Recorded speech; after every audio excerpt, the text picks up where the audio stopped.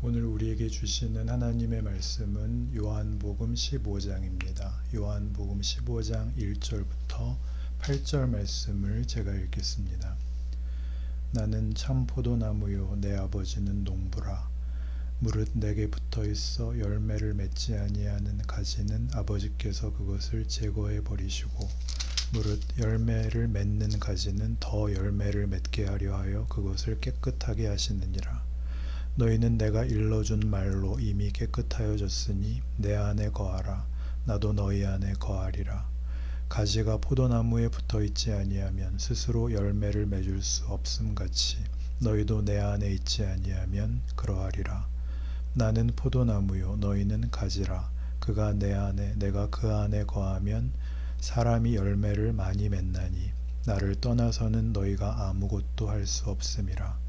사람이 내 안에 거하지 아니하면 가지처럼 밖에 버려져 마르나니 사람들이 그것을 모아다가 불에 던져 사르느니라.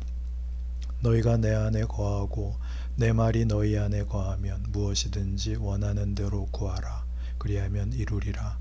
너희가 열매를 많이 맺으면 내 아버지께서 영광을 받으실 것이요 너희는 내 제자가 되리라. 아멘. 이 요한복음 15장 오늘 말씀은 우리 예수 믿는 사람들에겐 매우 익숙한 내용입니다. 나는 포도나무요 너희는 가지라. 가지가 줄기에 붙어있지 않으면 어찌 열매를 맺겠느냐. 열매를 맺지 않는 가지라면 그건 내 몸에 붙어있지 않는 것이고 내 몸에 붙어있지 않은 줄기에 붙어있지 않은 가지는 말라버리고 결국은 사람들이 모아다가 땔감으로 쓸 것이다. 그런 말씀입니다. 그래서 이 말씀은 우리 성도들에게 너무나 당연하게 예수께 붙어있는 믿음의 순종을 생각나게 하고 믿음이 약해지거나 어떤 마음먹은 만큼 신앙생활이 되지 않을 때에는 약간 공포스럽게 주의 몸에서 내가 떠났나 보다 라는 자책감을 갖게 하는 말씀이기도 합니다. 그러나 이 포도나무 비유는 죽게 붙었다 떨어졌다 하는 순종과 불순종을 대비하여 그것을 설명하기 위하여 있는 게 아니라 훨씬 더 중요한 내용을 품고 있습니다. 우선 안심하셔도 되는 것은 우리는 예수에게서 떨어지는 일은 있을 수 없습니다. 붙어 있는데도 잘못 신앙생활을 하는 그런 건 있어도 잘못하면 분리가 되는 그런 일은 일어나지 않습니다.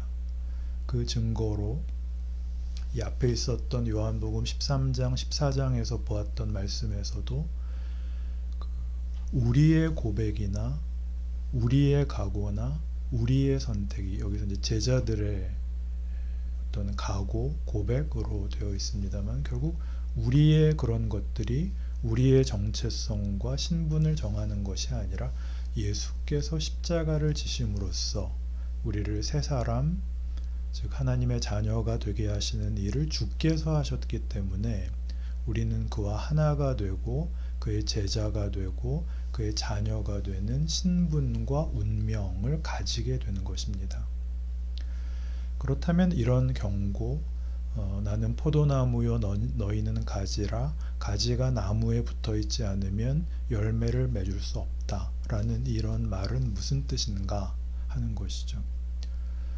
로마서 6장에 가시면 오늘 본문과 비슷한 맥락의 말씀이 나오는데요. 한번 보시겠습니다. 로마서 6장 8절입니다. 만일 우리가 그리스도와 함께 죽었으면 또한 그와 함께 살 줄을 믿노니 이는 그리스도께서 죽은 자 가운데서 살아나셨음에 다시 죽지 아니하시고 사망이 다시 그를 주장하지 못할 줄을 알미로라. 그가 죽으심은 죄에 대하여 단번에 죽으심이요 그가 살아계심은 하나님께 대하여 살아계심이니 이와 같이 너희도 너희 자신을 죄에 대하여는 죽은 자요 그리스도 예수 안에서 하나님께 대하여는 살아있는 자로 여길지어다. 예수님의 죽으심은 우리와 함께 죽으시는 것이고 그의 살아나심은 동일하게 우리와 함께 살아나심이 됩니다. 그러니까 우리라는 하나님이 만드신 인류가 하나님을 거절하여 죄 가운데에서 사망을 운명으로 가졌던 것을, 그 사망의 운명, 죽음의 운명에 진 우리를 예수께서 죽는 자리까지 따라 들어와 우리를 자기와 묶음으로써 그의 부활에도 함께하는, 우리가 함께 새 생명과 새 운명을 가지게 되었다라는 것이 이 로마서 6장의 말씀입니다. 너희는 이제 죽음이 끝이 아닌 생명이 운명인 자로 살아났으니 너희의 인생을 사망의 길을 걷지 말고 생명의 길을 걷는, 예수가 없었던 시절의 인생과 운명에서 예수 안에 있는 인생과 운명, 그 생명의 길을 걸어라, 이렇게 권면이 되죠. 12절 조금 더 보시면, 그러므로 너희는 죄가 너희 죽을 몸을 지배하지 못하게 하여 몸의 사욕에 순종하지 말고, 또한 너희 지체를 불의의 무기로 죄에게 내주지 말고, 오직 너희 자신을 죽은 자 가운데서 다시 살아난 자 같이 하나님께 드리며 너희 지체를 의의 무기로 하나님께 드리라. 너희가 너희를 의의 병기, 의의 종으로 드리고 죄에게 너희를 바치지 마라, 이렇게 되어 있어서 마치 여기가 아까 말씀드린 것 같이 우리의 선택 여하에 따라 의에게 순종할 수도 있고 죄에게 순종할 수도 있다라는 이 둘의 대조가 우리 머릿속에 금방 떠오르는데, 여기에는 조금 더 복잡한 내용이 있습니다. 성경이 말하는 죄란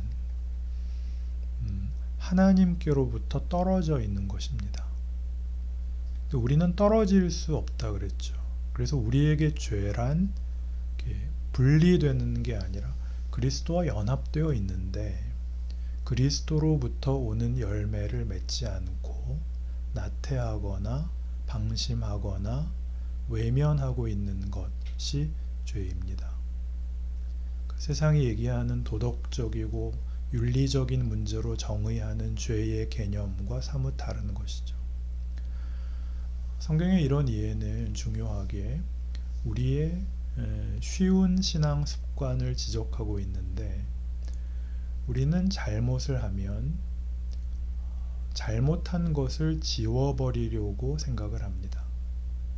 그러나 어떤 의미에서 신자들의 신앙생활을 제일 곤란하게 만드는 것은 역설적이게도 습관적인 회개입니다. 잘못을 했으면 그 잘못이 나로 하여금 당연히 했어야 하는 순종으로 나를 되돌려 놓는 오늘이 있어야 되는데, 잘못한 과거를 지우느라고, 그래서 자책과 죄책을 완화시키느라고 오늘 순종해야 할 것은 아무것도 하지 못하는 그런 신앙생활이 되더라 하는 것이죠. 성경은 도리어 그런 상태를 죄라고 합니다. 그래서 14절, 죄가 너희를 주장하지 못하리니 이는 너희가 법 아래에 있지 아니하고 은혜 아래에 있음이라 그러죠. 법이라고 하는 것은 잘못을 처벌하는 것이죠. 잘못을 막는 것이 전부이고, 은혜란 잘하게 하기 위해서 주는 것이라고 그랬습니다. 하나님께서는 잘못하는 것에 더 이상 매이지 말고 잘하는 것을 격려하기 위한 은혜로 예수를 보내셨고, 믿음으로 말미암는 구원을 우리에게 허락했다라는 것입니다. 믿음이란 예수 안에서 하나님이 우리를 새롭게 하시는 권능을 믿는 것입니다. 그런데 우리는 늘 이런 식으로 죄에 매여 나는 잘못했으니까 어쩌면 지옥 갈지도 몰라 라는 아주 기본적인 이분법에 매여서 그 죄책에 시달리느라고 매일 새로운 그 날을 책임지기보다는 과거에 지은 죄를 몽땅 지워야 새 출발을 할 수 있을 것 같이 생각함으로써 늘 울고만 있다 라는 말이에요. 회개는 이렇게 하는 것입니다. 하나님, 지난날은 분명히 잘못했습니다. 그러나 오늘은 오늘이니까 저 오늘은 잘할 겁니다. 그리고 어제의 잘못을 포함한 오늘을 책임지는, 그 얘기가 로마서 7장에 이렇게 나오거든요. 로마서 7장 18절. 내 속 곧 내 육신에 선한 것이 거하지 아니하는 줄을 아노니 원함은 내게 있으나 선을 행하는 것은 없노라. 내가 원하는 바 선은 행하지 아니하고 도리어 원하지 아니하는 바 악을 행하는도다. 만일 내가 원하지 아니하는 그것을 하면 이를 행하는 자는 내가 아니요 내 속에 거하는 죄이니라. 그러므로 내가 한 법을 깨달았노니 곧 선을 행하기 원하는 나에게 악이 함께 있는 것이로다. 내 속사람으로는 하나님의 법을 즐거워하되 내 지체 속에서 한 다른 법이 내 마음의 법과 싸워 내 지체 속에 있는 죄의 법으로 나를 사로잡는 것을 보는도다. 유명한 내적 갈등이 소개되고 있습니다. 주님의 뜻을 순종하고 신앙생활을 잘하고 싶은데 내 속에 다른 한 내가 나를 죄 아래로 잡아오더라. 잘하는 것보다 잘못하는 게 더 많더라. 그래서 오호라 나는 곤고한 사람이로다. 이 사망의 몸에서 누가 나를 건져내랴. 그렇죠? 앞에 있었던 그 로마서 6장에서 얘기한 예수께서 나와 당신을 묶으사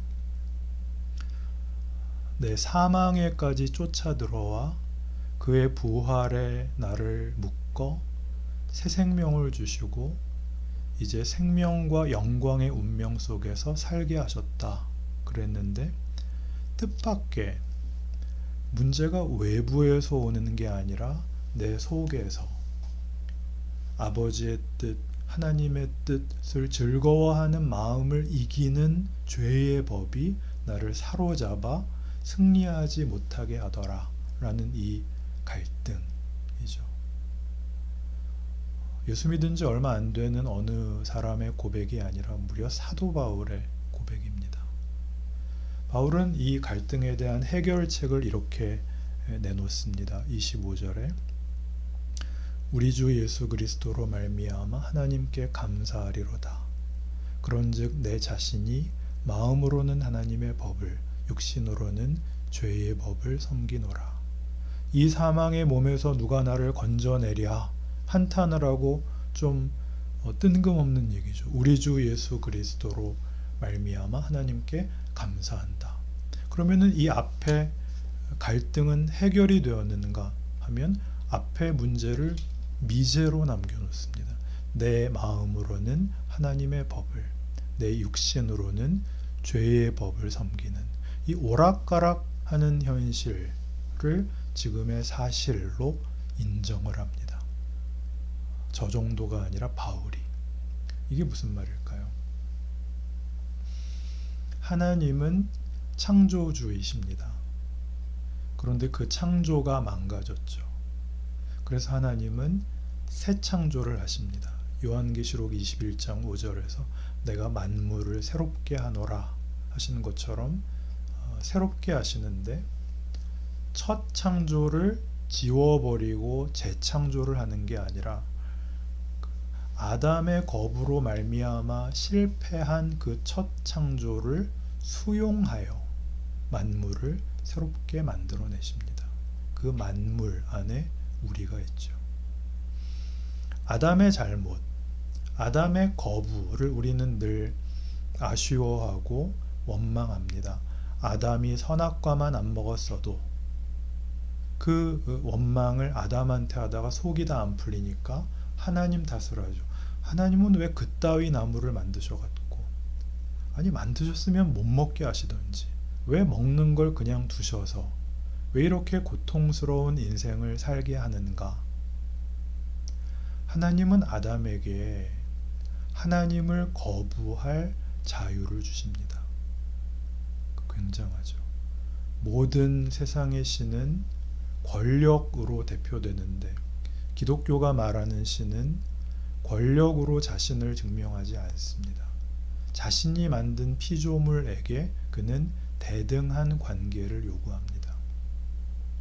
기독교가 요구하는 최고의 덕목이 믿음과 사랑입니다. 그것은 감정적인 것이 아니고 그것은 로맨스가 아니고 그것은 굉장한 자격입니다. 자격. 하나님은 우리에게 대등한 관계를 요구하십니다. 그래서 우리가 그를 거부하는 것을 수용하십니다. 아담이 거부했고 그래서 하나님 없는 세상을 살게 됩니다. 인류 역사가 내내 신음하면서 원망하면서 겪고 있는 현실입니다. 그 거부를 수용해서 하나님은 그 현실에 그 속에 그의 첫 창조로 가지셨던 하나님의 형상, 자신의 기쁨, 자신의 영광의 대상을 포기하지 않으셨다라는 것이 예수 그리스도의 성육신, 십자가, 그리고 부활입니다. 그래서 그 하나님의 수용 때문에 그로 인해 부여된 우리의 자유 때문에 말하자면 우리 안에는 아담의 속성이 남아있는 채 예수의 속성이 들어와 둘이 싸움을 합니다. 갈등을 일으킵니다. 왜 그렇게 하실까요? 여러분, 자유라는 것은 경험을 해봐야 알 수 있는 것입니다. 이해관계나 권력에 의해서 좌우되는 것이 아닌 자유가 가지는 어떤 자존심, 어떤 자부심이 있습니다. 그건 윽박질러서 구현되는 것이 아니죠. 우리가 스스로 경험하도록 하나님은 비난받으시고 고난당하시고 왜곡되는 그 모든 것을 감수하십니다. 한 인생이 하나님 앞에 스스로 항복하기까지 포기하지 아니하시는 그것이 인류의 역사이고 모든 예수 믿는 자들의 인생입니다. 그래서 로마서 7장의 이 한탄과 모호한 그 보류는 그 8장에 가서 이렇게 답이 나옵니다. 1절입니다. 8장 1절. 그러므로 이제 그리스도 예수 안에 있는 자에게는 결코 정죄함이 없나니 이는 그리스도 예수 안에 있는 생명의 성령의 법이 죄와 사망의 법에서 너를 해방하였음이라. 하나님은 우리가 스스로 선택하고 결정하고 우리가 욕심내는 모든 것들을 경험하며 하나님의 약속과 하나님의 일하심과 대조해 볼 시간을 주십니다. 그런 기회를 주십니다. 언제까지요? 평생토록. 그리고 우리는 우리의 평생토록 우리가 선택하고 결정하고 욕심내는 일들 속에서 세상의 유혹과 우리의 헛된 망상들이 깨어져 나아가는 것을 경험합니다. 어느 조각가가 그랬대죠. 돌을 깨서 작품을 만드는 게 아니라 돌 안에 들어있는 본래의 작품을 찾아내기 위해서, 끄집어내기 위해서 돌을 다듬어 가는 거라고. 그렇게 영원한 것, 진정한 인간의 인간다움을 찾아내는 이것을 위하여 하나님이 시간을 주십니다. 그러니 이걸 알라는 것이죠. 하나님이 이 갈등을 허락하신다는 사실. 우리 마음 안에도 아직도 아담의 속성이 높습니다. 왜요? 우리는 아직도 그쪽이 훨씬 잘 수긍이 가니까요. 우리의 야망, 우리의 좁은 어떤 편견, 고집, 뭐라도 좋습니다. 우리가 가지는 최고의 기대, 환상 같은 것들을 하나님이 막지 않으시고 가게 내버려 두십니다. 그게 우리의 원망 중 하나가 아닌가요? 하나님 왜 내버려 두셨습니까? 제럴드 시처라는 분이 하나님의 뜻이라는 책에서 이렇게 얘기합니다. 신자들이 하나님의 뜻을 알려고 하는 것은 순종을 하기 위해서가 아니라 책임을 면하기 위해서다. 그렇죠. 하나님 안 막으셨잖아요. 나 이 길 갈 때 하나님 내버려 두셨잖아요. 네가 가고 싶어 했잖아. 네가 하고 싶은 거 해라. 네 실력만큼 해라. 울어라. 후회해라. 원망해라. 내가 다 듣고 있다. 보고 있다. 또 한번 해보자. 그러니 우리가 해야 할 일은 늘 정신없이 자기 욕심에 혹은 자기 오해에 파묻혀서 살다가 가끔 정신이 들면 다음엔 그러지 않겠다 라고 생각할 줄 아는 그것입니다. 그렇게 쉽게 극복되지 않습니다. 같은 실수를 반복합니다. 그럼 또 생각하셔야죠. 다음에는 진짜로 그러지 않겠다. 또 그러죠. 몇 번을 반복하면 될까요? 단련이란 1000번의 연습, 10,000번의 훈련이랍니다. 그렇게 해야죠. 신앙에도 훈련이 필요한데 신앙의 훈련은 밤낮 모여서 그렇게 모이지 말라는데 무리를 일으켜가면서도 모여서 은혜가 어디서 떨어지기를 바라는 그런 게 아닙니다. 신앙의 훈련은 언제나 일상의 훈련이에요. 근데 우리는 일상을 뒤로 한 채 예배당에 나와 잘못했습니다를 반복하는 것으로 훈련이 무효화되게 하더라는 것이죠. 잘못했습니다. 그러면 내 책임이 끝나고 다시 출발점으로 새로 돌아가 버리니까 여태껏의 실수가 우리에게 만들어 놓은 이 길이 우리에게 도움이 되지를 않고 무효화되어 버리는 것이죠. 에베소서 4장에 가시면 이 문제를 바울이 좀 종합적으로 이렇게 설명을 하는 말씀이 나옵니다. 한번 따라와 보십시오. 에베소서 4장 13절입니다. 우리가 다 하나님의 아들을 믿는 것과 아는 일에 하나가 되어 온전한 사람을 이루어 그리스도의 장성한 분량이 충만한 데까지 이르리니 이는 우리가 이제부터 어린아이가 되지 아니하여 사람의 속임수와 간사한 유혹에 빠져 온갖 교훈의 풍조에 밀려 요동하지 않게 하려 함이라. 오직 사랑 안에서 참된 것을 하여 범사에 그에게까지 자랄지라. 그는 머리니 곧 그리스도라. 자랄지라. 자라나야 된다는 것이죠.